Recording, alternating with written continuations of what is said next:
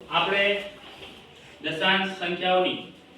બાદબાકી શીખીએ એની અંદર આપણને એક વ્યવહારિક કોયડો આપેલો છે એ આપણે શીખીશું આજે કે ઉર્મિલાએ શાળા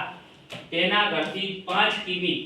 એટલે કે 5 કિલોમીટર અને 350 મીટરના અંતરે આવેલ છે તે 1 કિલોમીટર અને 70 મીટર ચાલીને અને બાકી રહેલ અંતર બસની મુસાફરીમાં કરી અને પોતે શું કરે છે કાપે છે તો તે બસમાં મુસાફરી કેટલું અંતર કાપશે કે બસમાં પોતે મુસાફરી દરમિયાન કેટલું અંતર કાપે છે કુલ અંતર કેટલું છે શાળાએથી ઘરનું 5 કિલોમીટર અને 350 મીટર તો આપણે શું કરીશું કે 5 કિમી અહીં પહેલા લખીશું આપણે કે ઘરથી કોનું અંતર છે શાળાનું કે શાળાનું કુલ અંતર કેટલું છે 5 કિમી અને 350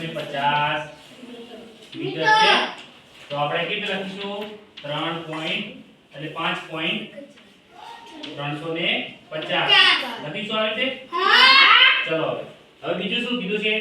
કે એમાંથી તે 1 કિમી કેટલું 1 કિલોમીટર અને 70 મીટર ચાલીને શું કરે છે કાપે છે તો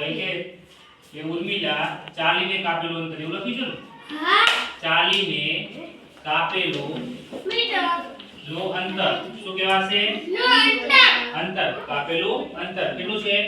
અહીં ધ્યાન રાખ કાપેલું અંતર કેટલું છે 1 કિમી અને 1 કિમી એટલે 1 કિલોમીટર અને 70 મીટર 1 મીટર એટલે કહીએ આપણે કે 1 મીટર એટલે કેટલું થાય 100 સેમી કેટલું થાય 100 સેમી 1 કિલોમીટર એટલે 1000 મીટર થાય તો આપણે લખીશું 1.070 લખીશું કેટલા લખીશું 070 તો આટલું અંતર કાપશે તો હવે શું કરશું ઓછા બાદ કરીશું ને તો શૂન્યમાંથી જશે શૂન્ય જાય તો કેટલા થાય શૂન્ય 5 માં 7 જાય ના જાય તો 10 કો લઈશું અહીંયા કેટલા થશે 2 અહીંયા કેટલા થશે 1 અહીં કેટલા થશે 15 થાય ને 15 માંથી 7 જાય તો 15 માંથી 7 જાય તો કેટલા વધશે ચલો બાદ કરો ચલો 15 માંથી 7 બાદ કરો 15 છે 15 માંથી 7 જાય તો કેટલા વધે ગિરિરાજ 8 કેટલા આવશે 8 2 માંથી 0 જાય તો 2 5 માંથી આ દશાંશ ચિહ્ન છે તો દશાંશ ચિહ્ન પછી 5 માંથી 1 જાય તો 4 વધશે ને તો આપણો જવાબ કેટલો આવ્યો 4 મીટર 4 કિલોમીટર અને 280 મીટર તો આને બસમાં અંતર કેટલું કાપવું પડશે તો બસમાં કાપેલ અંતર અંતર લખીશું આપણે તો